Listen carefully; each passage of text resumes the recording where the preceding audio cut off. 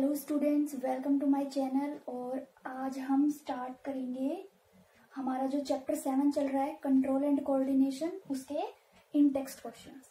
ठीक है, तो चलो स्टार्ट करते हैं। चैप्टर 7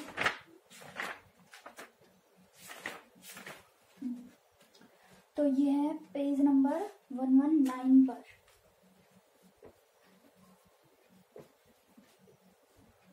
फर्स्ट है, what is the difference between a reflex action and walking. तो रिफ्लेक्स एक्शन क्या होते हैं? सडन इनवॉलेंट्री एक्शंस होते हैं, जबकि वॉकिंग एक वॉलेंट्री एक्शन है जो हम अपनी विल के अकॉर्डिंग करेंगे। ओके, तो हम क्या लिखेंगे यहाँ पर? Reflex action is sudden involuntary action in which, या कह सकते हो कि जो स्पाइनल कॉर्ड के द्वारा दिया जाता है। Sudden involuntary action performed by spinal cord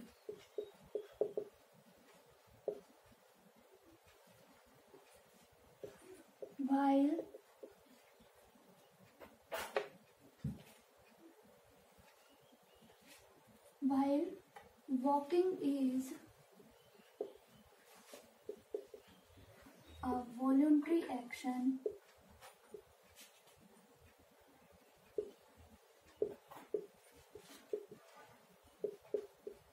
performed by कौन सी मसल्स?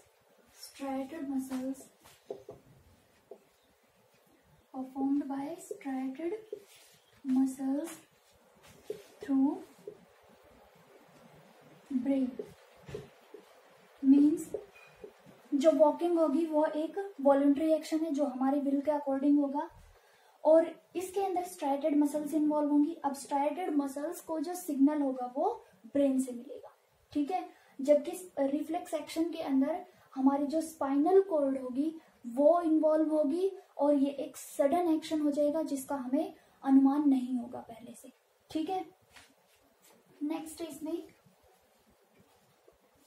सेकंड है, what happens at the synapse between two neurons. दो न्यूरॉन्स के बीच में जो साइनेप्स होता है उस पर क्या होता है? तो पहले हम लिख लेते हैं साइनेप्स क्या होता है।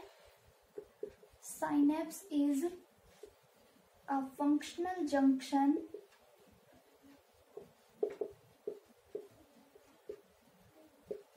between two neurons।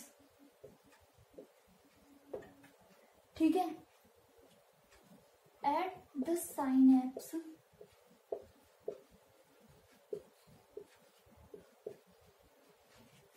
the signals are released in the form of neurotransmitter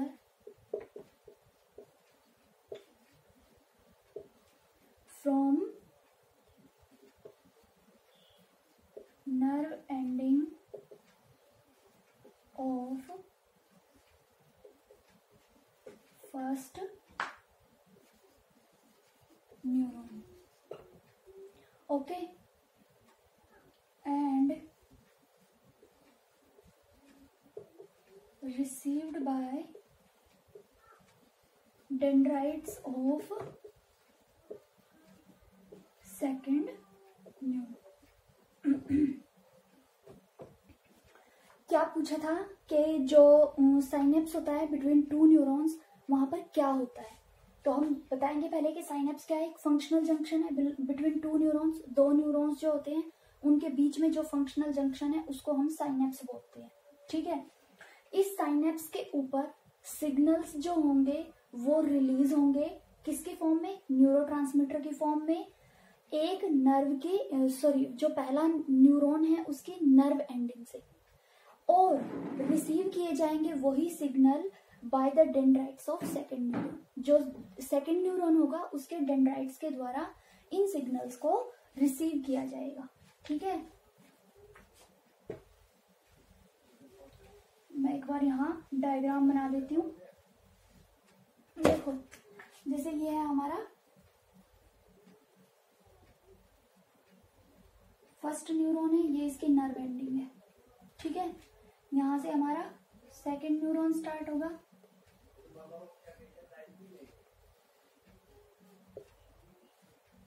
ठीक है, तो ये वाला जो होगा ये कहलाता है साइनेप्स। कह रहा है कि एक जो नर्व एंडिंग, पहला जो न्यूरॉन होगा उसकी नर्व एंडिंग से सिग्नल्स निकलेंगे न्यूरोट्रांसमीटर के फॉर्म में और रिसीव किए जाएंगे दूसरे न्यूरॉन के डेंड्राइट से। ठीक है, क्लियर है। नेक्स्ट है थर्ड क्वेश्चन।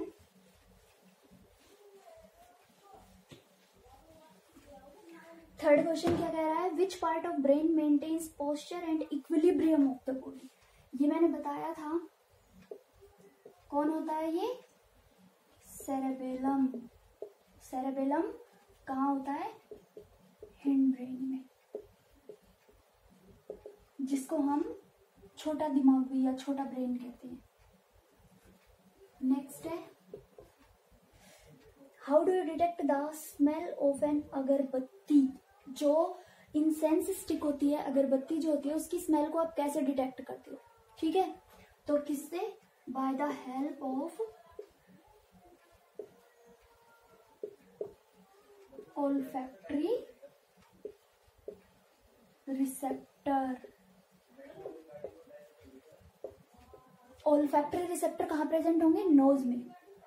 ये जो रिसेप्टर होंगे ये उस स्मेल को सिग्नल की तरह डिटेक्ट करेंगे और उसको ब्रेन के पास लेकर जाएंगे। अब ब्रेन उसकी परसेप्शन करेगा और हमें हमें रिजल्ट देगा। ठीक है, जो कि हमें स्मेल या ऑर्डर जो भी आ रही होगी वो हम डिटेक्ट कर लेंगे और हमारे ब्रेन के अंदर उसकी इंफॉर्मेशन स्टोर हो जाएगी। ठीक है, नेक्स्ट है, what is the role of brain in reflex action.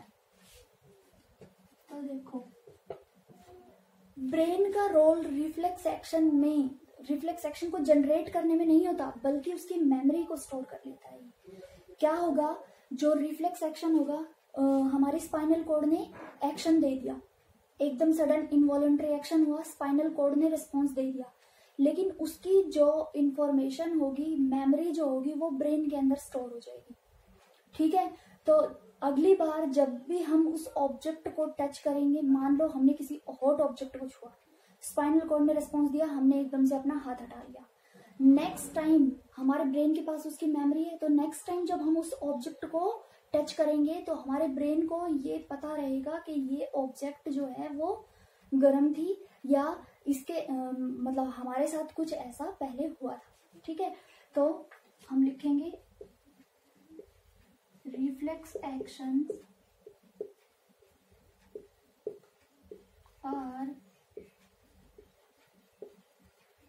Generated by, किसके द्वारा जनरेट होते हैं, आवर स्पाइनल कॉर्ड। ठीक है, but it's memory stores in our brain for lifetime. ठीक है, ब्रेन रिस्पॉन्स नहीं देगा लेकिन ब्रेन के पास लाइफ टाइम के लिए उसकी मेमोरी स्टोर हो जाएगी। ठीक है, so that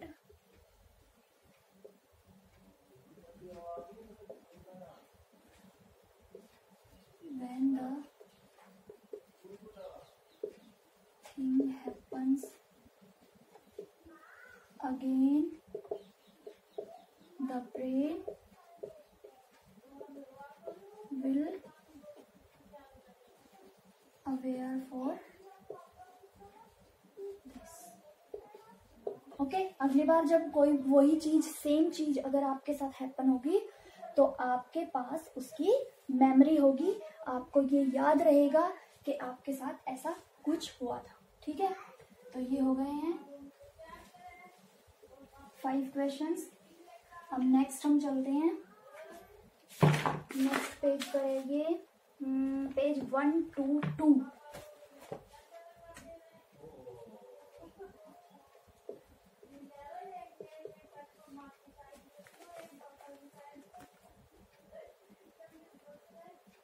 what are plant hormones? तो प्लांट हॉर्मोन्स क्या हैं?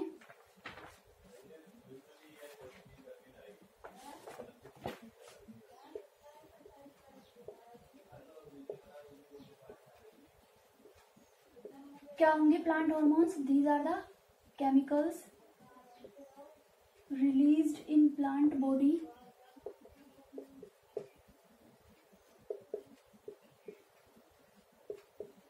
that are responsible for growth. ठीक है, responsible for growth. They also known as क्या? They also known as phytohormones. इनको शॉर्ट में फाइटोहॉर्मोन्स भी बोल सकते हैं। ठीक है, नेक्स्ट है इसमें how is the movement of leaves of the sensitive plant different from movement of a shoot towards light? तो ये वाला सबने नोट कर लिया। अब हम आगे चलते हैं, मुझे पूरा स्पेस चाहिएगा इसके लिए।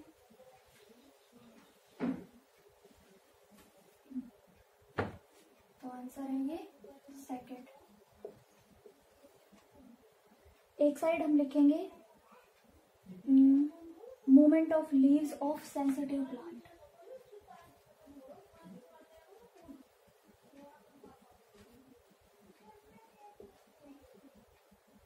Leaves of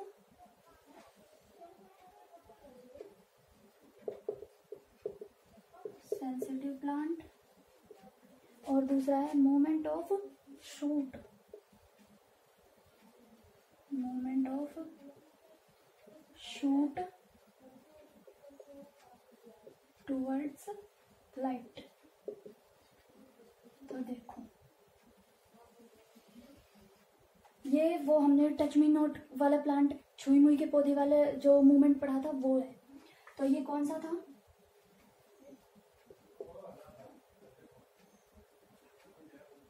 ये एक नेस्टिक मूवमेंट होता है, मतलब ये नॉन डायरेक्शनल है। लीव्स जो है वो किसी भी डायरेक्शन में ड्रूप डाउन हो सकती है, जबकि ये क्या होगा?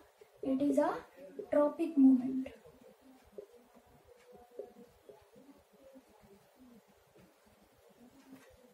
ठीक है, ये एक ट्रॉपिक मूवमेंट होगा।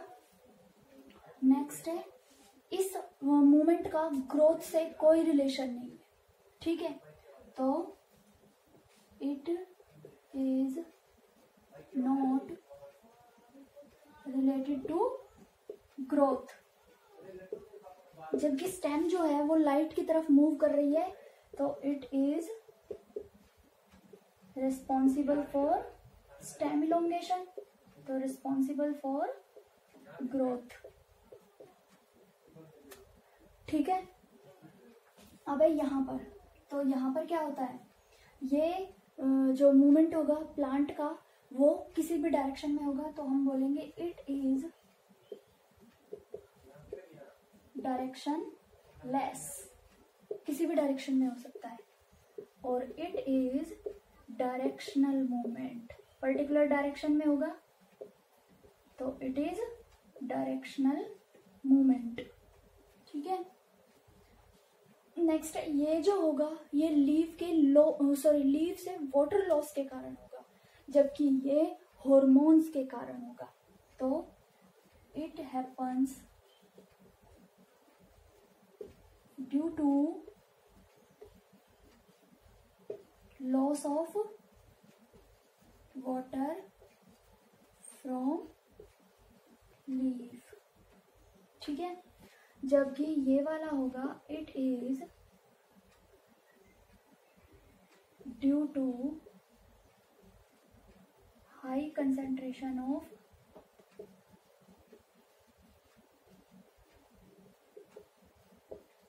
हार्मोन, या पर्टिकुलर अगर आपको याद रहे तो ऑक्सीन। ठीक है, ये इसके डिफरेंस है, ये कर लेना। नेक्स्ट है give an example of a plant hormone that promotes growth. Growth कौन कौन करवाता है? ऑक्सिन, जिब्रेलिन और साइटोकाइनिन। तो आंसर है third, auxin and gibberellin are both hormones responsible for growth। Growth के लिए ये रिस्पॉन्सिबल होंगे। ठीक है, हो गया। उसके बाद है ऑक्सिन और जिब्रेलिन, हो गया। बोथ प्रमोट्स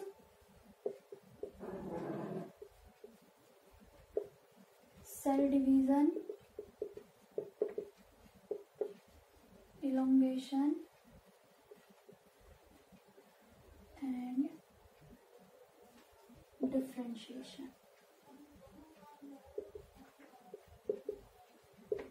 ठीक है, ऑक्सिन, जिब्रेलिन, साइटोकाइनिन भी सेल डिवीजन को प्रमोट करता है, तो साइटोकाइनिन भी हो सकता है। ठीक है, एक एब्सिसिक एसिड होता है जो ग्रोथ को इनहिबिट करता है। ठीक है, नेक्स्ट है how do auxins promote the growth of tendril around a support. तो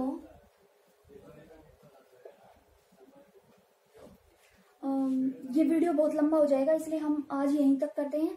उसके बाद इस पेज के 2 क्वेश्चन रहते हैं और आगे नेक्स्ट पेज पर हैं कितने, 4 क्वेश्चन हो रहे हैं, तो मैं वो नेक्स्ट वीडियो में हम कवर करेंगे। ठीक है, तो थैंक यू। आप अपने ये क्वेश्चंस कर लेना। अगर किस आंसर मैंने करवा दिए हैं, आंसर सबको यही वाले लिखने हैं, सेम होने चाहिए सबके, और क्वेश्चंस जो हैं वो आप अपनी बुक से लिखेंगे। ठीक है, तो वीडियो अच्छी लगी तो प्लीज लाइक कर देना। Thank you.